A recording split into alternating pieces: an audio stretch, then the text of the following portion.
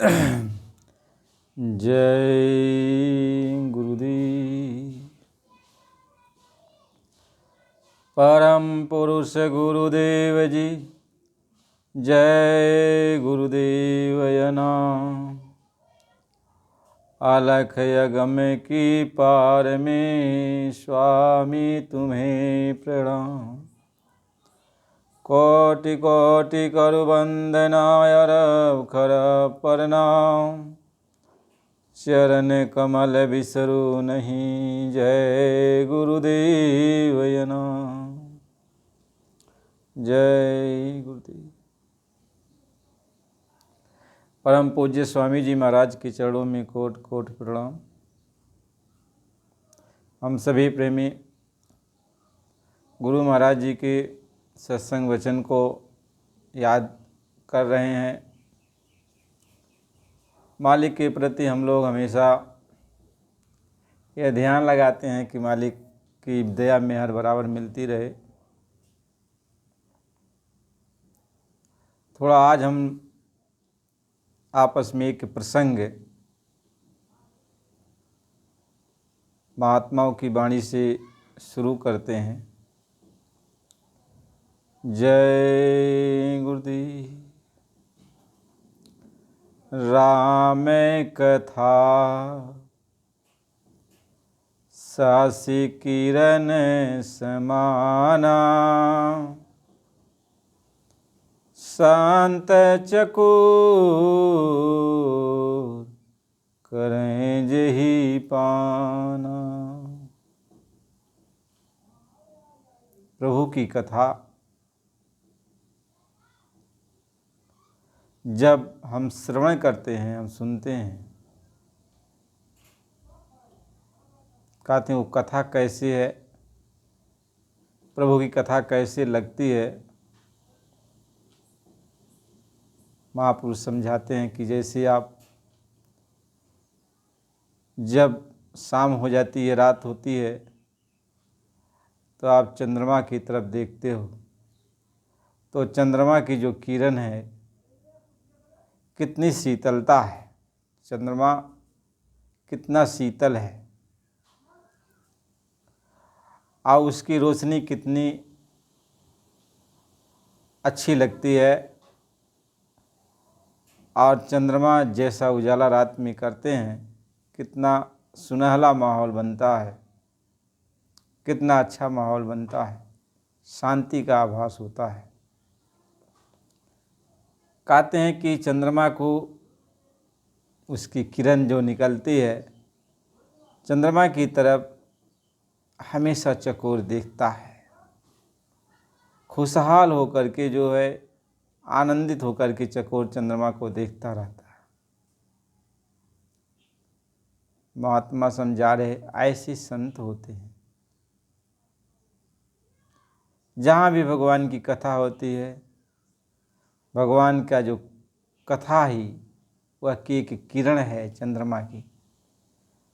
भगवान की कथा का श्रवण संत मन लगा के करते हैं, ध्यान लगा के करते हैं। एकदम जब तक कथा बंद नहीं होती, एकदम वो उसमें सराबोर रहते हैं।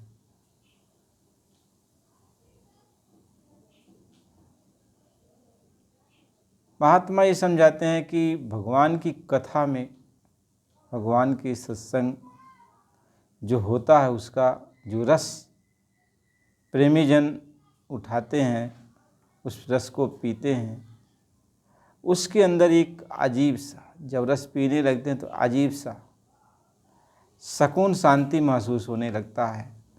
आनंद महसूस होता है कि हम में सारी दुख तकलीफ़ें चिंताएं सब खत्म हो जाती हैं। जब आप सत्संग में बैठ जाते हो तो सारी तकलीफ़ें चली जाती हैं, सारी चिंताएं चली जाती हैं। कहते हैं राम कथा शशि किरण समाना और संत चकोर करें जही पाना। अब वही संत जैसे प्रभु की कथा, प्रभु के शब्द को, प्रभु की वाणी को सुनने में लगे रहते हैं, उसमें अमृत बरसता है, प्रभु के सत्संग में अमृत बरसता है, उसको वे पीते हैं, खुशहाल हो जाते हैं, उन्हें परम आनंद का अनुभव होता है, परम शांति का अनुभव होता है भगवान की कथा को सुनने से। महात्मा ये समझाना चाहते हैं कि जब महात्माओं के द्वारा प्रभु की कथा शुरू होती है, सत्संग जारी होता है,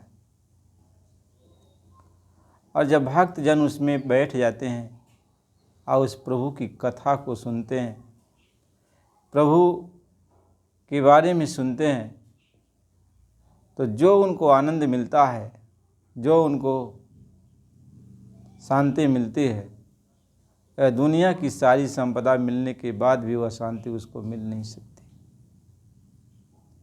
क्योंकि जब महात्माओं का सत्संग जारी होता है तो वहाँ से माया कोसों दूर रहती है। महात्माओं के सत्संग में माया नहीं रहती, माया दूर हो जाती है, दूर हो जाती है। इसलिए सबको चाहिए कि जहाँ भी संतों महात्माओं का सत्संग हो वहाँ लोगों को जाना चाहिए। आज जब वहाँ जाओगे बराबर तो परम शांति, परम आनंद की प्राप्ति होगी और माया आपसे दूर रहेगी। आप भगवान की भक्ति में लग जाओगे, प्रभु की भक्ति में लग जाओगे, महात्मा समझाते हैं कि राम कथा की आते ही अधिकारी, जिन सत्संगति है अति प्यारी। अति राम कथा की वही अधिकारी है जिनको सत्संगत प्यारी लगती है, महात्माओं की जिनको संगत प्यारी लगती है, संतों की संगत प्यारी लगती है, वे संतों के पास जाते हैं, उनकी सेवा करते हैं, उनके वचन को मानते हैं, जो भी उनको जो है छोटी बड़ी सेवा मिलती है उस सेवा को करते हैं, उनके वचन को सुनते हैं। कहते वही अधिकारी होते हैं, अधिकारी वही होते हैं। अधिकारी का मतलब उनको अधिकार अब है कि वो प्रभु की भक्ति को श्रवण कर सकते हैं, भगवान की कथा को श्रवण कर सकते हैं। यह उनको अधिकार मिल जाता है जो संतों महात्माओं की संगत करते हैं, उनके साथ रहते हैं, उनकी बात को सुनते हैं, उनके वचन को मानते हैं, जो कहते हैं उसको करते हैं। वो भगवान की कथा का श्रवण कर सकते हैं, भगवान का जो आनंद है वह उनको मिल सकता है। जब आपको सत्संगत ही प्यारी नहीं लगेगी, जहाँ प्रभु की कथा होती है वहाँ आपको जूड़ी आएगी जाने में, आप घृणा करोगे। वहाँ जो सत्संगत में बैठे हैं उनको अनाप शनाप बोलोगे, महात्माओं को कुछ नहीं समझोगे, तो कहते हैं कि आप भगवान की कथा के अधिकारी नहीं हो। आज जब भगवान की कथा के अधिकारी नहीं हो, भगवान की दया के अधिकारी आप कैसे हो सकते हो? भगवान की दया का अधिकारी वही होता जो सत्संगत से प्यार करता है, संतों महात्माओं की सेवा करता है, उनके वचन पर चलता है, उनको इज्जत देता है। आप महात्माओं को ही आप कुछ नहीं समझते हो, महात्माओं को बुरा भला कह देते हो, उनके पास जाने वाले लोगों को कुछ न कुछ कह बैठते हो, तो आपके ऊपर प्रभु की दया कैसे होगी?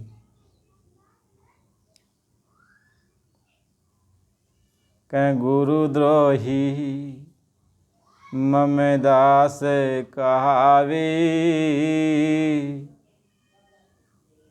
जिसको मालिक समझाते हैं। कह गुरुद्रोही मम दास कहावे, सो नर मोहि सपने नहीं पावे। हरि भगवान का द्रोही, भगवान के भक्तों का द्रोही, संतों का द्रोही, कुल गुरुओं का द्रोही, विप्र का द्रोही, यानी जो भी पूजनीय हैं, जो भी प्रभु की कथा को, प्रभु के बारे में आपको सुनाते हैं, उस सबको वो कहते हैं। भगवान सबके बारे में कहते हैं कि भगवान की कथा जो सुनाते हैं, कोई भी हो, विप्र हैं, ब्राह्मण हैं, गुरु हैं, संत हैं, महात्मा हैं, फकीर हैं, सब लोग भगवान की कथा, भगवान के बारे में सब लोग जो है कुछ न कुछ आपको समझाएंगे। लेकिन आप इन्हीं का विरोध करते हो, इन्हीं की निंदा करते हो। अब मेरा भक्त बनने का आप दावा करते हो, तो आप मुझे सपने में भी नहीं पाओगे। भगवान ही कहते, वैसे पाना तो दूर, सपने में भी नहीं पाओगे। कहीं गुरु निंदा से नहीं डरता, और गुरु को मानुष रूप समझता। कहीं गुरु की निंदा से नहीं डरता, जो कुछ भी मन में आता है कह बैठता है। गुरु को आदमी समझता है।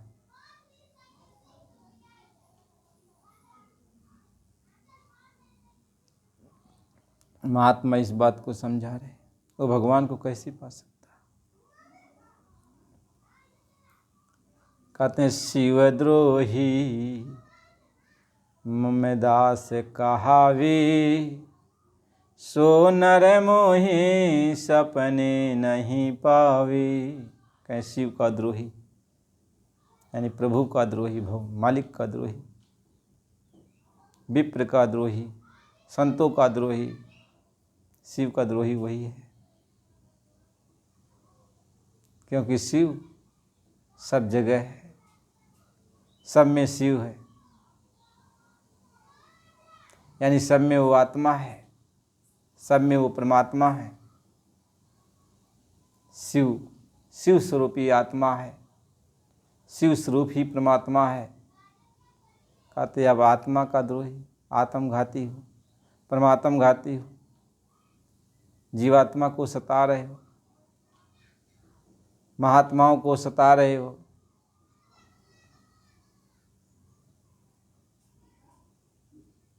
कहते हो मुझको कभी नहीं पा सकता। क्यों? कि जो भी मेरे भक्त जन इस संसार में विचरण करते हैं वो मेरे भरोसे होते हैं। अब वो सब कुछ मुझे अर्पण कर देते हैं, मेरे सिवा उनका कोई सहारा नहीं होता। और मेरे ही भक्तों को, जो मेरे सहारे हैं, उन्हीं को आप बुरा भला कहते हो, उन्हीं को आप ताड़ना देते हो, तो आप मेरे भक्त कैसे हो सकते हैं? मेरा भक्त वही होता जो इन सज्जन पुरुषों का, इन सभी लोगों का जो इज्जत करता हो, उनकी बात को सुनता हो, वो जो सुनाते हैं मेरे बारे में उसको सुनता हो, वही मेरे पास आने का अधिकारी बनता है, वही मुझे पाने का अधिकारी बनता है। राम भगति चिंतामणि सुंदर, अब बसई गरुण जाकी उरयंत। कहें कि राम भगति ये जो है सारी चिंताओं को समाप्त कर देगी। अब आपके अंदर वह प्रकाश के रूप में, चिंतामणि के रूप में, अब वो जो है एकदम प्रकाशित है, आपके अंदर आके बस जाती है, आपके हृदय में आके बस जाती है। यानी भगवान आपके हृदय में आके बस जाते हैं, आपके अंदर उजाला हो जाता है, सारे ज्ञान से आप संपन्न हो जाते हो, ध्यान से संपन्न हो जाते हो, भक्ति से संपन्न हो जाते हो, सब कुछ आपको प्राप्त हो जाता है। भगवान ही समझाते, मालिक ही समझाते हैं जब आप संतों का साथ करोगे, महात्माओं का साथ करोगे, उनके भक्तों का साथ करोगे, तो मेरे बारे में ही सुनाएंगे। अब मेरे बारे में कौन सुनाएगा? जो जानता है। तो ये ज्ञानी हैं, ये जानते हैं, ये भक्ति वाले हैं, भक्ति मेरे भक्त हैं, ये मेरे बारे में जानते हैं। तो आप जब इनके पास जाओगे तो मेरे बारे में ही तो बताएंगे। आप मेरे भक्त बनना चाहते हो तो मेरे बारे में जो बता रहा है तो उसके पास आप जाओ, उसका विरोध क्यों करते हो? उसके पास जाओगे, महात्माओं के पास, संतों के पास जाओगे, उन विद्वानों के पास जाओगे, वो मेरे बारे में ही आपको बता रहे हैं, तो आप उसको सुनो। उसको सुनोगे, सुनते सुनते सुनते सुनते तब अधिकार तुम्हारे अंदर आ जाएगा मेरी दया पाने का। मेरी मेहर लग जाएगी, मेरी मोहर लग जाएगी कि हाँ, ये जीव मेरे पास अब आ सकता है, ये आत्मा मेरे पास आ सकती है, क्योंकि सत्संगत इसको प्यारी लगती है, भगवान की कथा इसको प्यारी लगती है। अब भगवान के बारे में सुनना चाहता है, भगवान की कथा को सुनना चाहता है। तभी तो लोग भगवान की कथा को संतों महात्माओं के द्वारा जब सुनने लगते हैं, धीरे धीरे धीरे धीरे वो रस में इतना आनंदित हो जाते हैं कि रोज़ रोज़ बार बार सुनना चाहते हैं। आज सुन लिए तो कल भी सुनना चाहते हैं, परसों भी सुनना चाहते हैं। यानी जब जब उनको समय मिलता है तब तब वो प्रभु की कथा सुनना चाहते हैं। उस महात्माओं के पास बराबर जाते हैं, बराबर बैठकर उनके वचन वाणी का श्रवण करते हैं, भगवान की एक एक लीलाओं का वो वर्णन करते हैं, कथा का वर्णन करते हैं। वो कथा सुना सुना करके भगवान के बारे में आपके अंदर भगवान के प्रति भक्ति भर देते हैं। जानते हो, जब आप कथा सुनने लगोगे भगवान के बारे में, भगवान की लीलाओं के बारे में जब वो सुनाने लगते हैं तो आपके अंदर भगवान के प्रति भक्ति यानी भरोसा आ जाता है, विश्वास दृढ़ होता है, भगवान है, भगवान सबकी सुनता है, मेरी भी सुनेगा। भगवान सब जगह है, सबकी बात को सुन रहा, मेरी बात को सुने। तो आपके अंदर भरोसा विश्वास जाग जाता है, बढ़ता जाता है। फिर आप भगवान की भक्ति में लगने लगते हो। अब उस महात्मा के पास बराबर आप जाते हो जो आपको भगवान की कथा सुना रहा है, जिसकी कथा को सुनते सुनते आपके अंदर भगवान के प्रति भक्ति जाग जाती है, भक्ति जाग जाती है। महात्मा तो इसी बात को बराबर समझाते हैं। अब भक्ति जाग गई, अब बराबर संतों के पास जाएंगे, बराबर उनकी सेवा करेंगे। वो जो कहेंगे उस बात को सुनेंगे और ये सोचेंगे कि मैं कौन सा ऐसी चीज़ लेके जाऊँ महात्माओं की सेवा में, हाथ रखूँ कि वो स्वीकार करें मेरी बात को, मेरी चीज़ों को, मेरी वस्तुओं को स्वीकार करें। दीनता में आप जाओगे, बाबा जी दूध लेके आया हूँ, कुछ पी लो। जो कुछ भी फल फूल आप लेके जाते हो स्वीकार कि महात्मा जी हमारी इस चीज़ को स्वीकार कर लेते हैं तो ठीक रहता है, तो आपको आनंदित होता है। यद्यप महात्माओं को किसी चीज़ की कोई ज़रूरत नहीं होती, लेकिन जब भक्तों के अंदर भाव जगता है तो भाव को तिरस्कार नहीं करते। सबसे बड़ी बात तो यही होती है, आपके वो भाव को तिरस्कार नहीं करते। नहीं कि नहीं मैं नहीं लूँगा, मुझे किसी चीज़ की ज़रूरत नहीं है, मैं ऐसा हूँ।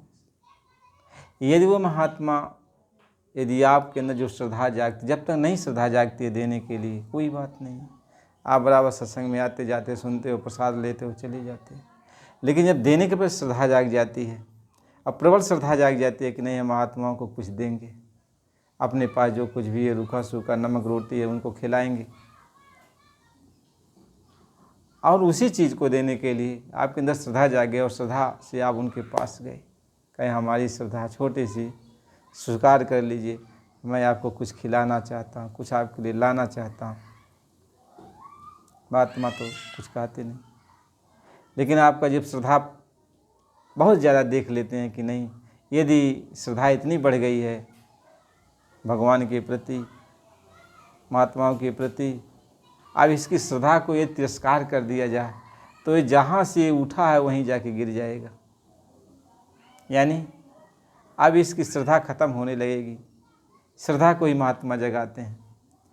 तब महात्मा कहते हैं ठीक है, तुम्हारी इतनी श्रद्धा है तो कोई बात नहीं। तो लेके आता है प्यार से, महात्माओं को कुछ प्रसाद रूप में खिलाता पिलाता कुछ देता है, और महात्मा उसको प्यार से कुछ खा पी लेते हैं। अब उसके अंदर कितना आनंद होता होगा कि आज हमने खिला दिया, हमारा जीवन धन्य हो गया, हमने ये चीज़ दे दिया, हमारा जीवन धन्य हो गया। यही श्रद्धा उसकी बढ़ती है, बढ़ जाती है, क्योंकि भगवान कभी किसी की श्रद्धा पर ठेस नहीं मारता। हमारे गुरु महाराज जी बराबर कहा करते कि अरे बच्चा, तुम ऐसा कोई काम मत करना जिससे हमारे इन बच्चों का, जो मेरे बच्चे हैं, इनकी श्रद्धा पर ठेस लग जाए। यानी इनकी जो श्रद्धा है, इनकी श्रद्धा को कभी तुम ठेस मत मारना। जो इनके अंदर श्रद्धा जगी है भगवान के प्रति, मालिक के प्रति, गुरु के प्रति, भक्ति भाव भजन के प्रति जो ये श्रद्धा जगी है, इस श्रद्धा को बरकरार रखना। गुरु महाराज जी बराबर इसी बात को कहते, क्योंकि ये श्रद्धा से जब एक बार गिर जाएंगे बच्चा, तो गिर जाएंगे। जब गिर जाएंगे श्रद्धा से, तो फिर कभी उठ नहीं पाएंगे। अपना बहुत बड़ा ये नुकसान कर लेंगे, अपना बहुत बड़ा नुकसान कर लेंगे। इसलिए बच्चे सभी काम को करना, लेकिन इनकी श्रद्धा को कभी ठेस मत मारना। इनकी श्रद्धा को ठेस मत मारना, तो श्रद्धा बड़े भाग से जगती। तो महात्मा आपकी श्रद्धा को स्वीकार कर लेते हैं। आप जो कुछ भी उनको देते लेते हो, खिलाते पिलाते हो, खा पी लेते हैं। अपने को बड़ा नहीं बनते कि मुझे किसी चीज़ की ज़रूरत नहीं है, मैं तुम्हारा ये नहीं खा सकता हूँ, ये नहीं पी सकता हूँ। नहीं, ये वो नहीं है। यद्यप वो किसी का कुछ लेते नहीं, किसी का कुछ खाते नहीं हैं, क्योंकि वो मालिक होता है। वो अपनी एक लीला करता है, लीला करता है। यदि वो आपकी श्रद्धा को स्वीकार नहीं करेगा, तो फिर आपको उठाएगा कैसे? आप कैसे आप बराबर सोचोगे कि हमने बाबा जी को ये चीज़ दिया है। बस ये ख्याल लगाने का, ध्यान लगाने का ये जरिया बन गया। हमने ये चीज़ दिया तो एक जरिया बन गया, ख्याल बन गया। कहें भाव का भूखा हूँ, भाव एक सार है, भाव से मुझको भजे तो भाव से बेड़ा पार है। कहते भाव, यही श्रद्धा, मैं भाव का भूखा हूँ। भाव का भूखा कैसी बच्चा होता है? भाव से। मिट्टी यदि माता पिता को उठा के देता है, माता पिता उसके भाव को देख करके उस मिट्टी को उठा लेते हैं और बच्चे को कहते हैं, आशीर्वाद देते हैं। यद्यप वो मिट्टी क्या है आप जानते हो, मिट्टी क्या, लेकिन फिर भी बच्चे का भाव, बच्चा बहुत प्रसन्न होता है। ऐसे ही महात्माओं के लिए पूरा दुनिया में जितना भी धन दौलत है, राजपाट है, सब उनके लिए तो मिट्टी है। लेकिन इसी मिट्टी को आप देते हो उनको, फिर भी आपके भाव को रखते हैं वो, और आपके भाव को बढ़ाते हैं, उसको स्वीकार करते हैं। इसलिए कहा माया त्याग संग्रह संत न जाना। यानी संत त्याग भी नहीं करते और संग्रह भी नहीं करते, ये दोनों के बीच में वो रहते हैं। आप दे रहे हो, आपकी श्रद्धा को ख़त्म नहीं करते। श्रद्धा की आपको रखने के लिए आप उसको जो है ले लेते हैं, और ले लेते हैं तो जो कोई भी भूखा प्यासा है, दीन दुखिया है, जिसकी जहाँ जैसी ज़रूरत है, वह उस जगह उसको लगा देते हैं, उसको खिला पिला देते हैं जगह जगह, और भूखी प्यासी आत्माओं को तृप्ति दिला देते हैं, दे देते हैं, भंडारा करा देते हैं, और कुछ करा देते हैं, आत्माओं को जो है शांति प्रदान करा देते हैं। तो उधर वो आत्माएं जो तड़प रहे हैं उनको भी शांति मिल जाता है, इधर तुम्हारा भाव जग जाता है, तुम्हारा भाव बढ़ जाता है। वो महात्मा दोनों तरफ से कल्याण करते हैं। वो महात्मा त्याग और संग्रह के बीच में रहते हैं। इसलिए जब आप नहीं दोगे तो नहीं मांगते, कुछ कहते नहीं, आपको सुनाते हैं, अमोलक धन आपको देते रहते हैं, प्रभु की कथा का रसपादन करते रहते हैं। लेकिन जब आपके अंदर श्रद्धा जाग गई कि नहीं हम अब कुछ देंगे। तो ये श्रद्धा आपकी ख़त्म नहीं होने देते हैं, क्योंकि श्रद्धा आपके अंदर देने की आ गई। जब श्रद्धा आपको देने की आ गई तभी आप अच्छा बुरा अपना दे पाओगे। जब तक देने की श्रद्धा नहीं है तब तक आप नहीं दे सकते।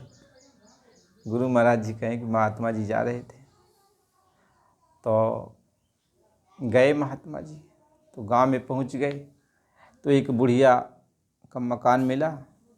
तो बुढ़िया से कहें कि माई हमें कुछ खिला दे, कुछ दे दे माई। तो बुढ़िया जो किसी को कुछ नहीं देती थी, उसके दरवाजे के सामने कोई भी आता था तो गाली गलौज देती थी और कहते थे चले जाओ यहाँ से। तो बुढ़िया के पास महात्मा जी गए तो महात्मा जी को गाली गलौज बुढ़िया ने दिया और कहा कि चले जाओ, फिर दोबारा आना मत। महात्मा जी चले गए। कहीं माई तेरा भला हो। दूसरे दिन भी आए, उस दिन भी बुढ़िया। ऐसे महात्मा जी को रोज़ बुढ़िया गाली देती थी और महात्मा जी उसके दरवाजे से चले जाते थे। ऐसे 1 महीना बीत गया। एक दिन दरवाजे के सामने सुबह सुबह महात्मा जी पहुँचे, कहीं माई कुछ दे दे। तो बुढ़िया झाड़ू लगा रही थी, कुछ कूड़ा कचरा इकट्ठा की थी, उसको बहाने के लिए जा रही थी। तो महात्मा जी उसी समय पहुँचे, कहीं माई कुछ दे दे। कहीं ले तू नहीं मानता, आज तुझको दे ही देते हैं। जो भी कूड़ा कचरा था, कहीं झोली फैला, झोली वो अपना फैला, उसी में सारा कूड़ा कचरा डाल दे। महात्मा जी चले आए, कुछ कहे नहीं। फिर दूसरे दिन महात्मा जी पहुँचे। बुढ़िया ने कहा अरे बच्चा, तू अभी कल आया था, आज तूने कूड़ा कचरा तुमको मैंने दिया, फिर भी आज चला आया। कहे हाँ माँ, मैं इसलिए चला आया कि माई तू कितनी भोली भाली है, कितनी अच्छी है कि तूने देना तो सीखा। कुछ भी दिया, महात्मा के लिए सब एक समान है। तूने कुछ भी दिया, देना तो सीखा। उसके दिल पर एक ठेस लगा। कहा अच्छा बच्चा रुक, अब तुमको किसी के दरवाजे पर जाने की ज़रूरत नहीं। गई, टिक्कर बनाई, रोटी बनाई बढ़िया, उस पर जो अचार रख के जो कुछ भी था बुढ़िया के पास ले आई और महात्मा जी से कही कि तू खा ले। अब वो बैठ कर खिलाई अपने सामने, महात्मा जी ने खाया और कहें कि देख बच्चा, तुझे किसी के दरवाजे पर जाने की ज़रूरत नहीं, तू रोज़ आना और रोटी खा के ही जाना। अब देखो श्रद्धा जाग गई उसकी। अब महात्मा जी अब रोज़ आते, अब बुढ़िया रोज़ खिलाती थी। ऐसे कुछ दिन बीत गया और महात्मा जी जब तक खा नहीं लेते बुढ़िया खाती नहीं। बुढ़िया ने अपने अंदर दृढ़ता कर लिया, निश्चय कर लिया कि जब महात्मा आएंगे वो तो उसको खिला लूँगी तभी मैं खाऊंगी। ये उसके अंदर एक दृढ़ता आ गई, संकल्प आ गया। और महात्मा जी तो जान रहे थे बुढ़िया के अंदर कितना भाव बन गया है। महात्मा जी 1 हफ्ते तक नहीं गए और बुढ़िया 1 हफ्ते तक खाना नहीं खाई। अब ऐसे मरणासन की अवस्था में अब पड़ी रही। लोग ये सोचे कि बुढ़िया अब जाने वाली है। भीड़ भाड़ इकट्ठा हो रहा कि लोग और जो भी नात बात और लोग जुट गए। कुछ लोग रोना धोना शुरू किए तो महात्मा जी उसी आ गए। फिर कहें भाई आज तो यहाँ भीड़ इतनी क्यों है? कहें बाबा वो बुढ़िया जो है अब जाने वाली है और इसीलिए सब लोग जुटे हुए हैं। महात्मा जी ने भीड़ को हटाते हुए बुढ़िया के पास गए, उसके माथे पर अपना हाथ रखा। तो जब हाथ रखा तो उसके अंदर चेतनता वापस आई, यानी होश हुआ उसको। और महात्मा जी को देखी तो रोने लगी। महात्मा जी ने अपनी ताकत दिया उसके बोलने वाली, उसके अंदर बोलने की हिम्मत आई। महात्मा जी ने कहा अरे माँ तुम्हारी ये गति कैसे हो गई? कहें बस तेरे कारण हुई है। कहें मेरे कारण कैसे हुई? कहें मैंने सोचा था कि रोज़ तू आएगा तो तुझको रोटी खिला के तभी खाऊंगी, तू 1 हफ्ते से आया नहीं, तो जब तू आया नहीं तो मैं खाऊं कैसे? कहें इतनी श्रद्धा माँ तेरे अंदर जाग गई। बुढ़िया उठकर बैठ गई। महापुरुष ने अपनी ताकत दिया, बुढ़िया उठकर बैठ गई। बुढ़िया रोने लगी। महात्मा भी भावुक हो गए। कहे माँ अब यह मैं जो है तुम्हारा एक पुत्र हूँ, और माँ मैं तुझे वो गति देता हूँ जो बड़े बड़े को प्राप्त नहीं है। महात्मा जी ने उतना बड़ा वो दया की धार बुढ़िया के अंदर कर दी। बुढ़िया एक सिद्ध महात्मा बन गई। तो महात्मा जी ये समझाते हैं, महापुरुष ये समझाते हैं कि आपके अंदर भाव होना चाहिए, भाव होना चाहिए, भक्ति होनी चाहिए। और फिर आप ही कभी कुछ किसी को देते हो तो बाद में ये सोच लेते हो कि हमने बहुत कुछ दिया, हमने ये दिया। ये महात्मा मांगता है, ये मांगता रहता है, मांगता नहीं है।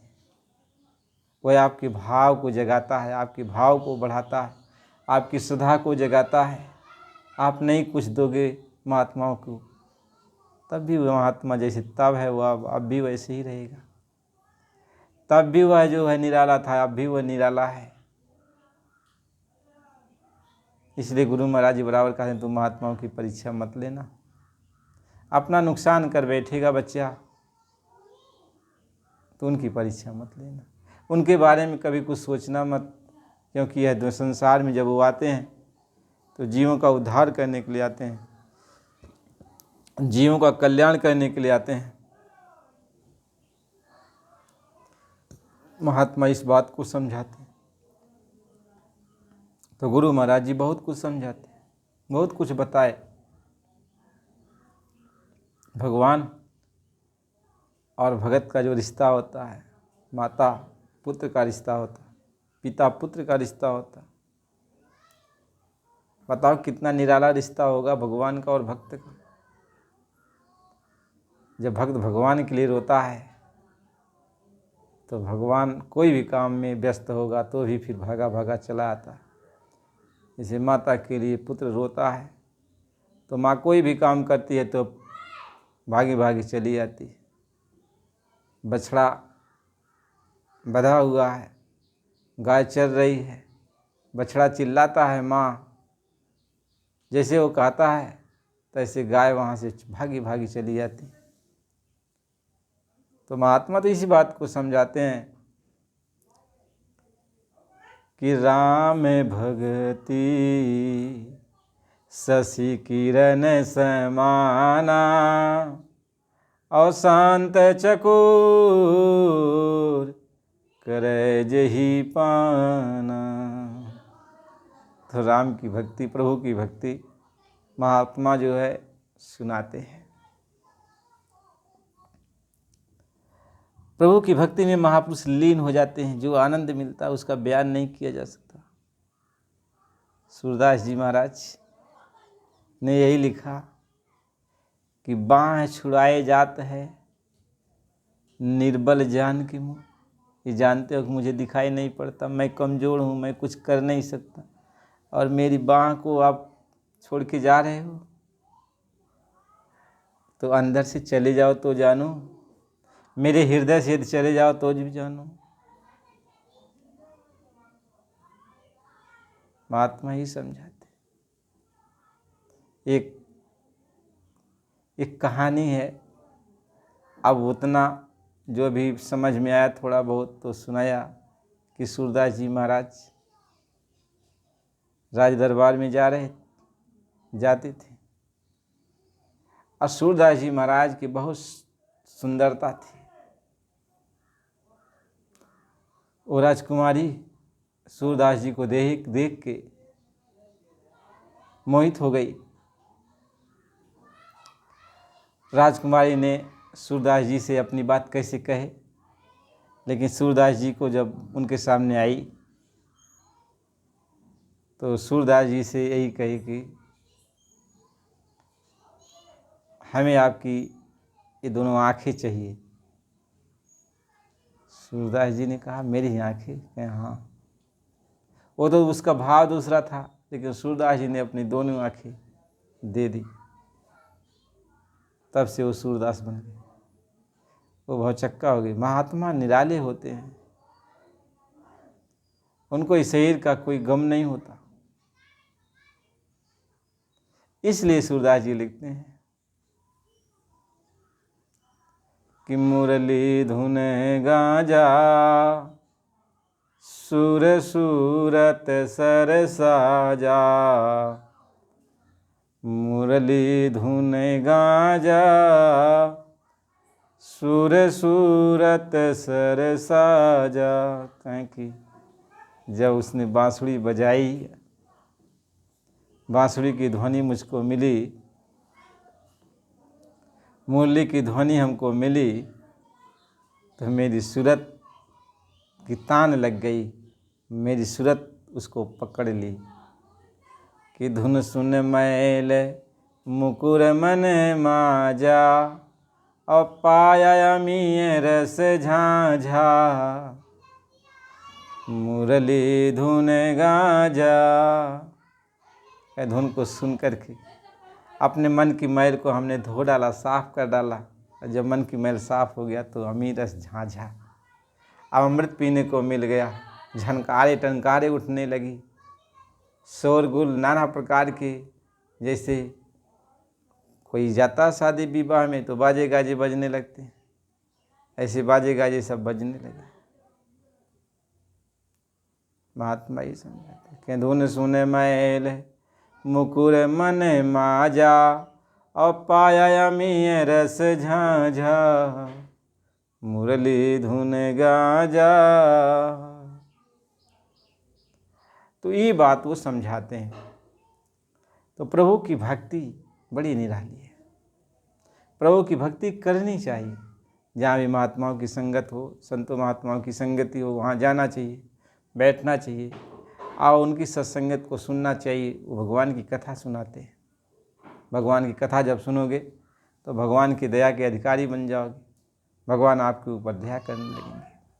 और जब भगवान की दया होगी कि जा पर दया प्रभु कै हुई, जिह पर दया राम कै हुई, अतः पर दया करे सब कोई। कहते जिस पर प्रभु की दया हो जाएगी, मालिक की दया हो जाएगी, गुरु की दया हो जाएगी, प्रभु की राम की दया हो जाएगी, तो सब दया करने लगेगी। तो प्रेमी भाई बहनों, गुरु की यदि संगत मिल जाती है, महात्माओं की संगत मिल जाती है, सज्जन पुरुषों का संगत मिल जाता तो करना चाहिए। और वो जो सुनाते हैं भगवान के बारे में उसको सुनना चाहिए, इनका विरोध कभी नहीं करना चाहिए। और सत्संग से ही सब कुछ समझ में आएगा, सत्संग से भाव जगेगा, सत्संग से वो मालिक की प्राप्ति होती है। इसलिए कहा सत्संग सुनाते सुनाते गुरु महाराज ने कहा परिवर्तन हो जाएगा। सत्संग सुनते रहोगे तो तुम्हारे दिल दिमाग में परिवर्तन आ जाएगा, तुम्हारा दिल दिमाग जो कठोर है वह नर्म हो जाएगा, कोमल बन जाएगा, दया भाव जाग जाएगी। यानी भगवान कैसे मिलता है, सारे गुण आपके अंदर उत्पन्न हो जाएंगे, प्रकट हो जाएंगे, भगवान मिल जाएगा। भगवान का मिलना बहुत कठिन काम नहीं है, बशर्ते आपको उस योग्य बन जाना है, आपके अपने अवगुणों को त्यागना है, अवगुण को धारण करना है, बस भगवान से मिलाप हो जाता है। भगवान से मिलाप सब लोगों ने कर लिया, मीरा ने कर लिया, सहजोबाई ने कर लिया, सारे लोगों ने किया भगवान से मिलाप। बस किया क्या करके, किसी को मार काट के थोड़ी किया, गाली गलौज दे के थोड़ी किया, बस वो मालिक से प्रेम करके किया। मालिक का भरोसा कर लिया कि मालिक है। अब मालिक पर जब भरोसा कर लिया कि मालिक है तो निश्चिंत हो गया। अब निश्चिंत हो गया, अब खाई में जा रहा, खंडक में जा रहा, कहाँ गिरने जा रहा है, अब उसको भरोसा है कि भगवान मेरी रक्षा करेगा। इतना दृढ़ता आ गई। और जब दृढ़ता आ गई, निर्भयता आ गई, तो भगवान को तो अब अपना जो अचल है अब उसको तो वहाँ से आना ही है। भक्त के सामने भगवान भक्त की संभाल करने के लिए आ ही जाता है। इसलिए हमारे अंदर परिवर्तन होना चाहिए, हमारे अंदर जो कठोरपन है वो कोमलता में आना चाहिए, हमारा हृदय मुलायम होना चाहिए। जब ये हो जाएगा, कैसे होगा, जब सत्संगत का जल मिलेगा, महात्माओं का साथ करोगे, उनकी संगत करोगे, उनकी सेवा करोगे, उनकी बात को समझोगे, तो धीरे धीरे काम हो जाता है। इसलिए प्रेमी भाई बहनों, सत्संग सुना करो, मालिक की ये कृपा दया है, सत्संग से ही परिवर्तन होता है। तो महात्माओं की संगत करो, नए हमारे भाई बहन हैं तो चैनल को सब्सक्राइब करो, तो ताकि आपके पास ये सत्संग जाता रहे और आपको मालिक की भक्ति के बारे में जो भी सुनाया जाता है वह आपके पास पहुंच जाए। तो सुनते भाव बनेगा, प्यार मालिक के प्रति जगेगा, आप भक्ति रास्ते पर चल पड़ोगे और धीरे धीरे बहुत कुछ मालिक बताएंगे, सुनाएंगे, समझाएंगे। सत्संग के माध्यम से गुरु महाराज जी का हम लोग बहुत चर्चा करेंगे, आगे चलेंगे। अभी तो शुरुआत है, मालिक का रस तो अभी तो मिलने लगा धीरे धीरे सत्संग के द्वारा।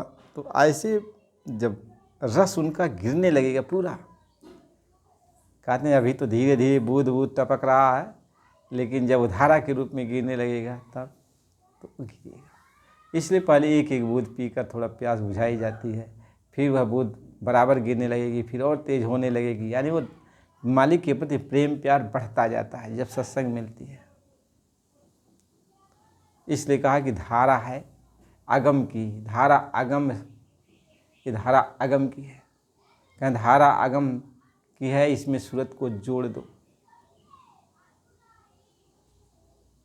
महात्मा ही समझाते। इसलिए प्रेमी भाई बहनों, नए हो तो चैनल को लाइक सब्सक्राइब कर दीजिए। पुराने हमारे भाई बहन हो, आप बराबर सत्संग को सुने। नए हमारे भाई बहन सत्संग को बराबर सुने। जय गुरुदेव।